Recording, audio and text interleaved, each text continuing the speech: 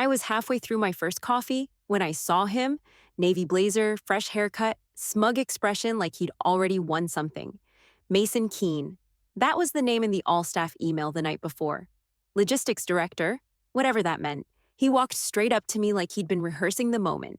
Didn't even glance at my badge. "You must be the face of the tech team," he said, with this little smirk that told me everything I needed to know.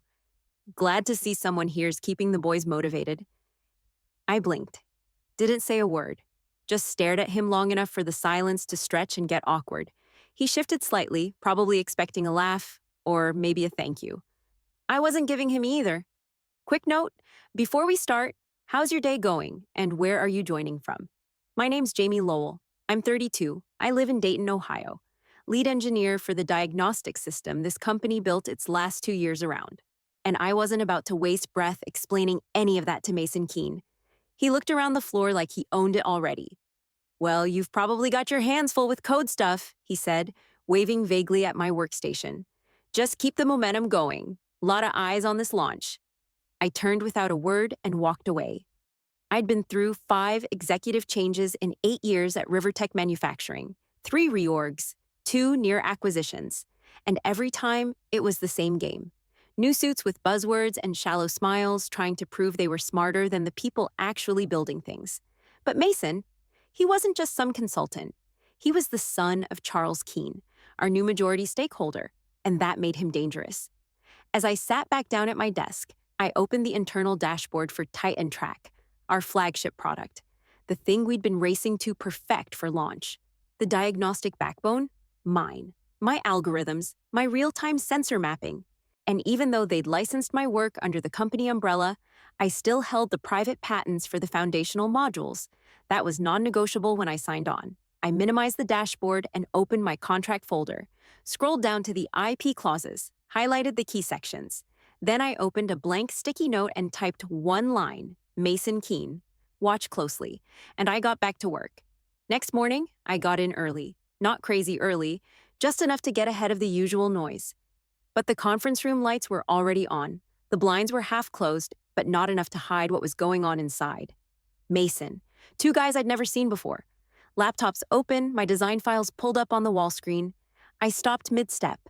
The Titan Track backend schematic was right there, clear as day. My system map, my architecture, color-coded modules that only meant something if you understood the underlying logic. They didn't. I could tell by how one of them was pointing at the diagnostic node legend and shaking his head. I took a quiet breath and walked past like I didn't see it. My stomach tightened, but I didn't stop, didn't ask, didn't knock. I wasn't ready to play my hand yet. By 9:55, the entire company had packed into the all-hands space downstairs. Folding chairs, coffee cups, all the usual forced enthusiasm. 10 a.m. sharp, Charles Keene walked in with that Wall Street haircut and country club tan. "Let's keep this tight," he said, like we were already behind. Then he introduced his son. "Mason Keene," he said, "will be leading strategic transformation initiatives and supporting technical integration across core operations." So much for logistics director. Mason stepped up front, like he'd been waiting his whole life for that spotlight. "We're entering a critical growth phase," he said, pacing slow, hands in motion like a TED Talk reject. "That means streamlining departments, realigning technical assets, and reevaluating where our top talents are best deployed." Streamlining, realigning, every buzzword that meant layoffs without having to say it. People around me sat a little stiffer in their chairs. I crossed my arms and waited. His whole speech was polish, nothing real, just a long-winded setup to justify poking around where he didn't belong. When it ended, there was this polite wave of claps, the fake kind. Nobody believed a word of it. I headed back upstairs. Not even 20 minutes later, Matt from QA dropped by my cube and leaned in like we were planning a bank robbery. "Hey," he muttered, "you hear about the access requests?" I raised an eyebrow. "Mason asked DevOps for full schematics and system code access. Said it's for knowledge retention during the transition." Knowledge retention. Cute. I clicked my screen awake and opened the system log access panel. I didn't need to check who he'd targeted. I already knew. "Did they give it to him?" I asked. "Not yet. They escalated it to the CTO. Let me guess, CTO's on vacation this week." Matt gave me a tight nod. "You gonna do something?" "Not yet." He gave me a look like he wanted to say more but walked off instead. I pulled up the Titan Track master repository and ran a check. No changes, no pull requests. But the access requests were queued up. Exactly the modules I wrote. Filed under Integration Review. This wasn't review. This wasn't retention. This was theft. Dressed up in strategy talk and smooth PowerPoints. They weren't taking my job. They were taking my work, and they thought I wouldn't see it coming. I minimized the window and reached into my desk drawer, pulled out the USB key I kept locked inside. Red cap, no labels. I plugged it in, launched my mirror script, and started copying a clean snapshot of the system, just the parts that mattered. The core diagnostic engine, the tracking routines, the predictive fault alerts. All mine, all still covered under provisional patent filings, filed months before Charles ever bought in. This wasn't paranoia, it was insurance. My phone buzzed. A calendar invite. Title, One-on-One, Mason Keene. Time, tomorrow, 2:30 p.m. No agenda. I didn't respond. I just clicked, maybe. And then I went back to work like nothing was wrong. But I knew what they were doing. And now they were going to find out exactly what I could do. The moment that USB finished syncing, I yanked it and shut it in my locker. Something told me I was going to need proof. Real, time-stamped, clean proof. And not just for myself. Back at my desk, I pulled up the admin console for my modules. Not the front-end junk, the deep-level logs no one outside my team even knew how to read. That's when I saw it. Unauthorized download attempt. 2, actually, timestamp between midnight and 2 a.m. Targeting diagnostic module A6 and the predictive failure engine. Internal IP address. No download access granted. No credentials on record. I took a screenshot and flagged the activity. 2 minutes later, I saw the exact same IP request, a key for Titan Track's legacy interface, a system that hasn't been used in over a year. That's how they were trying to backdoor it. They were digging. I jumped into Slack, flipped open the search bar, and typed Titan Track Core. Filtered by recency, a thread popped up in the number product sync channel. 3 DevOps guys and Mason, Loop and Jordan, and Tamika. Let's get a full mirror of the diagnostic tree by Friday. DevOps 1. We don't have repo access on that level. Mason, build what you can from system logs. Treat it like a teardown. Tear down. I felt my jaw clench. That was his word for reverse engineer. I checked Mason's calendar, public because he hadn't locked it down yet. Meetings with IP planning team and asset redundancy strategy, all within the next 72 hours. I kept my face neutral, got up, and walked straight to legal, in-house counsel, 3rd floor, back corner. Mary Beth didn't even look surprised when I knocked. She just closed her laptop and said, "Come in." I shut the door behind me. "They're trying to reverse engineer my modules," I said, and not quietly. She nodded once. "I know. Charles has been briefing board members that Titan Track's diagnostics are now internally maintained." I stared at her. "Maintained? He's selling it like they already own it?" "He's skating the edge," she said. "Your licensing agreement is solid, but they're betting you won't push it." "They're wrong." She glanced toward the hallway. "You'll want to move fast. They're building justification. If you want to file anything, do it now, before they start spinning this as abandonment or internal IP. I didn't say thank you. There wasn't time for that. I went back to my desk and got to work. By 6 that night, most of the floor had cleared out. I stayed. No music, no noise. Just me. The hum of the monitor and years of code I knew better than the back of my hand. I opened every core file, pulled timestamps, scraped creation logs, gathered every machine ID and physical hardware signature tied to my workstation, right down to the MAC address. I traced each update commit to my private logbook. I built a folder structure that couldn't be faked, signed commits, video captures, linked screenshots from internal repos. All of it time-sequenced and airtight. At 11:42 p.m., I zipped the folder and uploaded it to a private drive. Then I opened a blank email to my patent attorney, Brent Hollings. Subject line, cease and desist. Urgent IP infringement body. Brent, emergency. Begin formal process to revoke licensing rights for all Titan Track-related diagnostics modules. I am submitting full audit trail and ownership proof.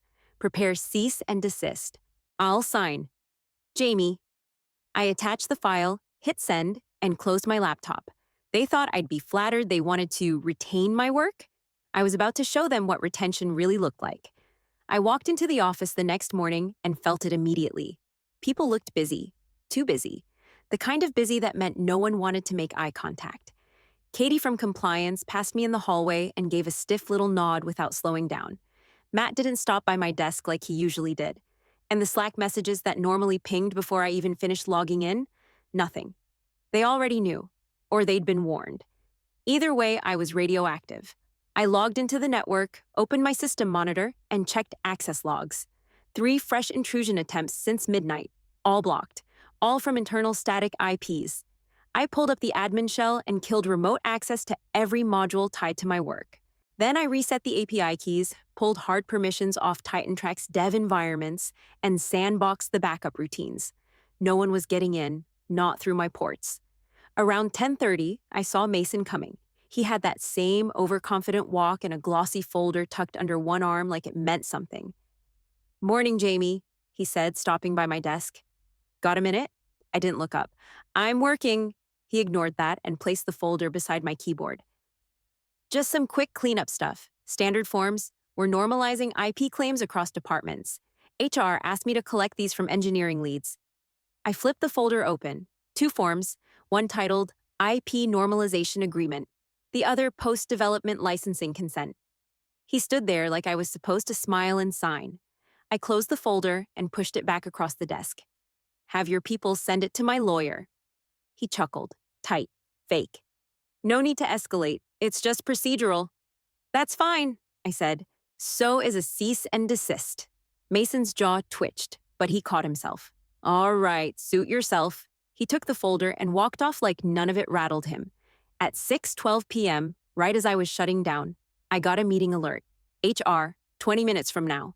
No subject. Mandatory. I walked in and found 2 people waiting. Jared from HR and some stiff from legal I didn't recognize. Jared smiled like this was some casual chat. "Jamie, thanks for coming in on short notice." "You didn't give me one." He nodded awkwardly and gestured to the chair. "We've had reports of activity involving proprietary code, specifically high-level diagnostic modules being moved or altered outside of change protocol." I opened my messenger bag, pulled out a binder, and placed it on the table. Here's the audit trail, timestamped logs, creation history, machine ID tags, and signed commits, all pointing to my original authorship. None of it was moved. I revoked internal access after unauthorized attempts. Legal guy opened the binder and flipped through, brow furrowed. Jared cleared his throat. "We're not accusing you of wrongdoing, but due to the sensitive nature of the situation and pending internal review, we're placing you on administrative leave. Effective immediately." I nodded once. "Put it in writing." "We will," Jared said. "It will collect your access badge and company-issued devices tonight. You can gather your personal items in the morning under supervision." I stood.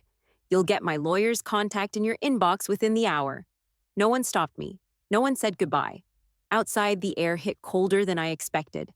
My car felt like a cave. I didn't turn on the radio, just sat there for a second, staring at my reflection in the windshield. They thought cutting me out would make this easier. All they did was prove they knew exactly what they were stealing. At exactly 10 o'clock the next morning, the courier rolled through the front doors with a manila envelope in hand and my name on the sender line. I watched it happen from the parking lot. I didn't even need to be in the building. The moment that envelope landed at reception, everything shifted. 15 minutes later, I got the call. Restricted number. "Jamie, it's Charles Keene. We'd like to clear this up face-to-face. Are you available?" "I'm 10 minutes out," I said. "You know where the executive suite is." Click. I walked in calm. Neutral blazer, plain black slacks, nothing flashy. They were already waiting. Charles at the head of the table, Mason to his left, and 2 company lawyers on standby. "Jamie," Mason said, smiling like we were old friends. "Let's cut through the noise. We all want the same thing here. TitanTrack's success." I took the empty seat, then stopped trying to build it on stolen code.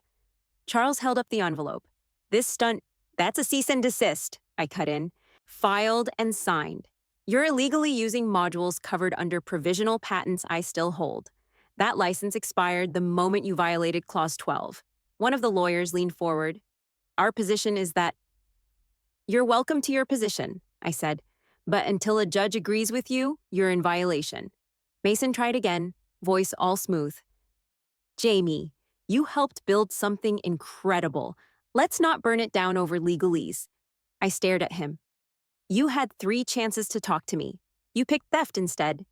Charles opened a leather folder and slid a thick packet across the table. Here, patent transfer and compensation agreement. Sign this now, and we'll backdate full acknowledgement, bonus payout, and a 5-year advisory contract. I didn't touch it. My lawyer reviews everything. Period. Don't make this ugly, Mason said. There's a lot riding on this launch. You drag this out, you're going to tank your own reputation. One of the lawyers shifted in his seat. That's dangerously close to coercion, Mr. Keene. It's not blackmail if it's a response to breach of contract, I said, cool as I could manage. Charles narrowed his eyes. You think this holds up? Your own legal team just flinched, I said. So yeah, I do. They didn't say another word. I stood, pushed my chair in, and walked out without a goodbye. Back in my car, I unlocked my laptop and logged into the remote server dashboard. Back-end access was still pinging. Requests hitting my real-time diagnostics API every few seconds, like nothing had changed. I opened the console, found the kill switch script I'd written the night before, and ran it. Execute, lock endpoint. Confirm. Why, the requests dropped instantly. I rotated the API keys, killed the fallback pipeline, and logged out. TitanTrack would still run, for now, but every scan, every alert, every live update they depended on, that countdown had started. They just didn't know it yet. I sat back and closed the lid. They wanted my system. They wanted my name off it. My work scrubbed out and repackaged as theirs. Now they could watch what it looked like without me. Within an hour of pulling the API access, I saw the first attempt hit. Ping, denied. Ping, denied. Over and over. 37 times in the first 2 hours. They weren't subtle. Every request came from the same internal IP block. They'd thrown the engineers at it like the problem was a bad password instead of a locked vault. I sat at my kitchen table, laptop open, coffee going cold, watching the failed logins pile up, one after another like clockwork. By 3 p.m., they escalated, rapid-fire bursts of requests, each one changing minor credential strings, like they were trying to brute force a new handshake. I logged the origin, timestamps, payload headers, everything. At 5:12 p.m., I got a signal message from Gavin, one of the junior devs I actually trusted. Gavin, heads up, they're trying to spoof the key exchange. New patch team working out of the war room. Me? They using my original modules? Gavin, no, something custom. It's barely holding together, not scalable. Me? You safe? Gavin, for now. I didn't sign off on any of it. I took a screenshot of the thread and saved it to my legal folder. On Slack, the cracks started to show. One engineer in the main channel posted a frustrated update. New handshake module still crashing under mid-load. Memory leak in thread 4? I smiled a little. Thread 4 had always been the weak point, unless you understood how I split the load across the tracker nodes. My system didn't crash. It rerouted. Theirs? It was eating itself under pressure. I opened a clean doc titled Revocation Notice, Final Draft. The opening line was simple. All licensing permissions granted to Rivertech under my voluntary agreement are hereby rescinded, effective immediately. Everything after that was legal fire. References to original patents, contract clause numbers, date stamps, and the exact moment their access terminated. No drama, just facts. That licensing had been goodwill. They'd burned through every drop.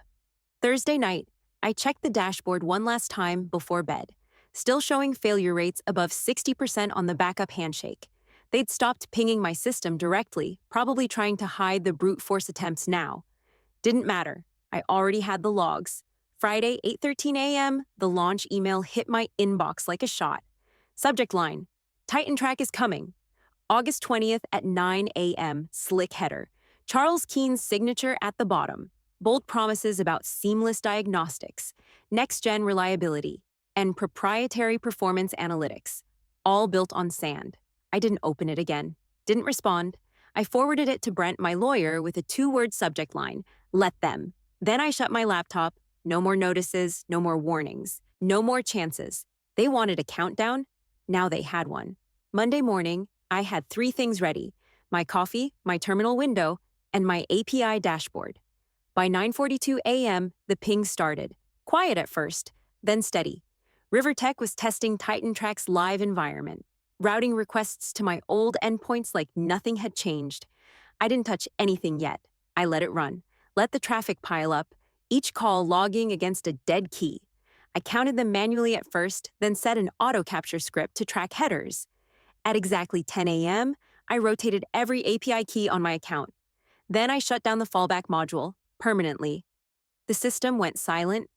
5 minutes later, the Slack channels lit up. I still had guest view access through my legacy credentials, and someone forgot to kill visibility. Auth failure on core diagnostics. Getting 403s across all regions. Did we push the new handshake script live? Can someone ping Jamie? Right on cue, my email dinged. HR. Subject: urgent, agreement update for review. Attached: revised employment terms and IP clarification, retroactive. I opened the PDF. They were trying to backdate my IP assignment to match my original hiring date, completely ignoring the addendum I forced into the contract when TitanTrack became its own development stream. I didn't reply. I forwarded it straight to Brent with a single note. Absolutely not. Then I shut my laptop and waited. At 11:31 a.m., my phone rang. Unknown extension. I let it go to voicemail. 30 seconds later, another call. Then another.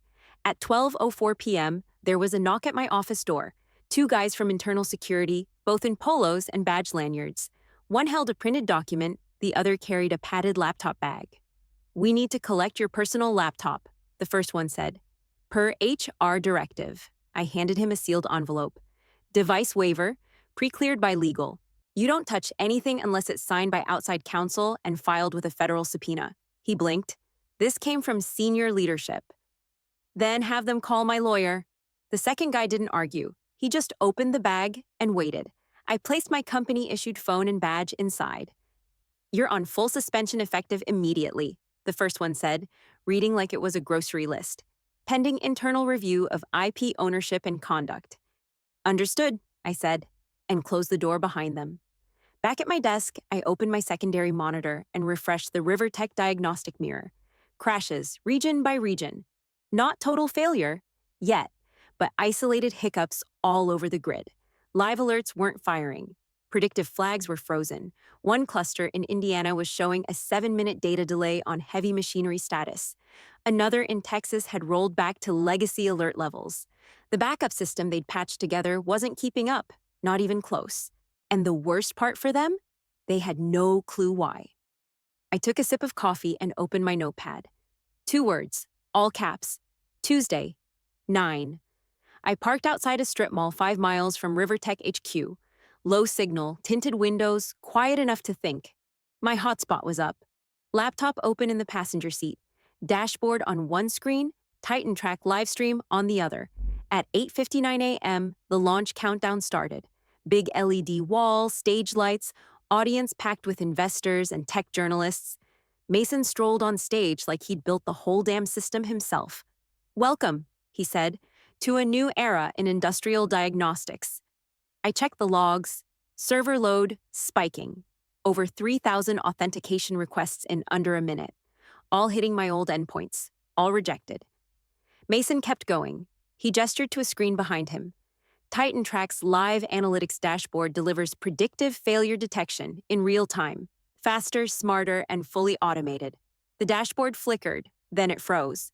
He didn't notice yet. I saw the access log blow up. 5,000 more failed calls. Error rates climbing. He clicked a remote. "Let's take a look at our current field activity." The screen didn't load. A spinning wheel. Then an error message in bright red. "Auth fail. System timeout." He hesitated. "Looks like we're having some early jitters. Just a refresh delay, folks." No one laughed. In the front row, someone pulled out their phone. In the second row, a woman typed on a tablet. On my screen, tweets started showing up. TitanTrack launch crashing on live stage. LOL predictive system failed during demo. Real time? "Where's the data?" Mason tried to pivot. "Let's move on to the hardware integration suite." Another screen, another fail. "Live sync unavailable. Check connection to diagnostic stream." It was 9:05 a.m. The room was dead quiet on the stream feed. My phone buzzed. Unknown number. I let it go to voicemail. It rang again. Same number. I answered. "Jamie. Charles Keene." No introduction, no fake pleasantries. What do you want? I didn't look away from the frozen screen. You're calling me. He exhaled hard. What will it take to get this working? Right now. A license agreement, I said, with full payment. You don't own my code, Charles. You never did. Don't be difficult. I'm not. I'm being legal. Silence. Then, you'll be hearing from our legal team. You already have, I said, and hung up.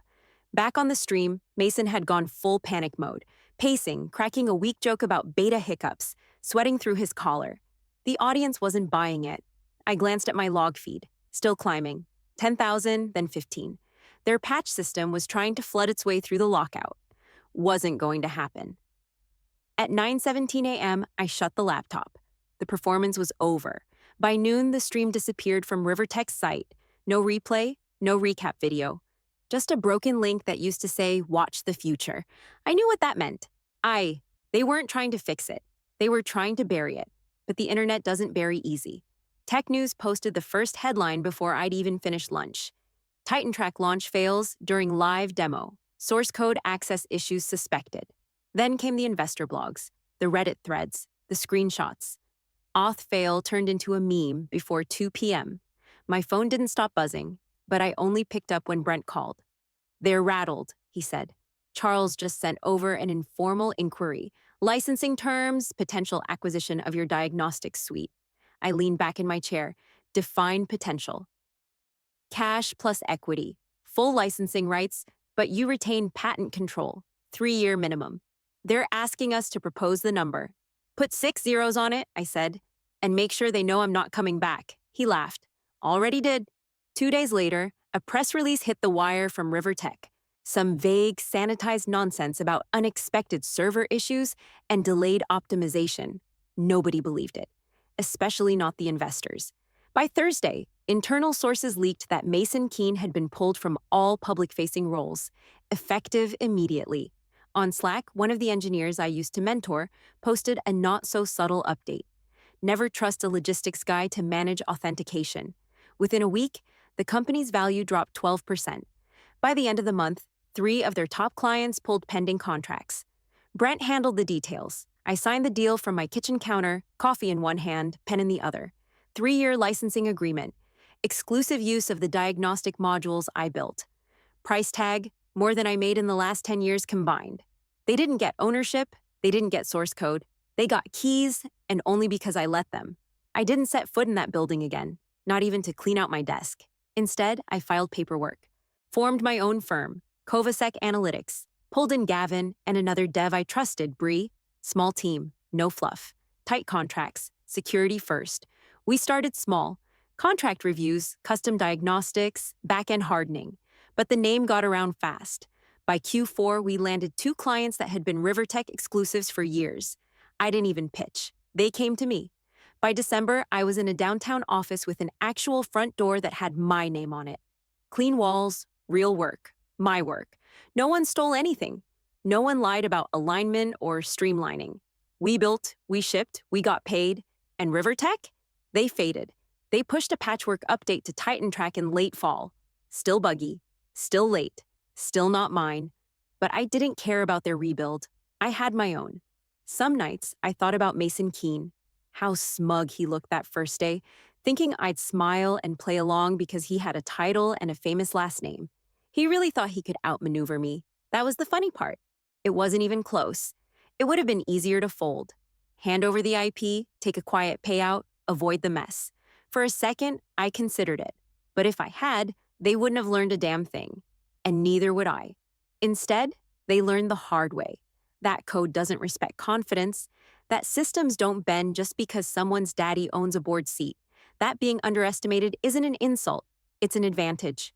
My firm didn't grow because of the lawsuit. It grew because every piece of tech we touched was airtight, clean, fast, secure. We built smart, not loud. Because I'd seen what happens when a company runs on noise and stolen credit. I never heard from Mason again. Not one email, not a leak, not a whisper. Guy vanished. I heard he left Ohio. Maybe changed industries, or maybe Charles finally figured out what his son actually was. A liability. Charles dumped his shares 6 months after the crash. Some shell firms scooped them up cheap. His name hasn't shown up in the business section since. Titan Track limped along for another year. They launched some overbuilt version 2 that was late, slow, and already behind the competition. Too many hands on the code, no clear vision. You could feel the desperation baked into it. Eventually, a rival system took over the market. Streamlined, intuitive, fast, not mine, but close enough that I could tell they studied it. Built the right way this time. People like to say I torched Rivertech, but I didn't destroy anything. They did that themselves. All I did was protect what was mine. And wait. And that ending? The one where the woman everyone thought was just another replaceable engineer walked out with her name, her work, and her company intact? That one belonged to me.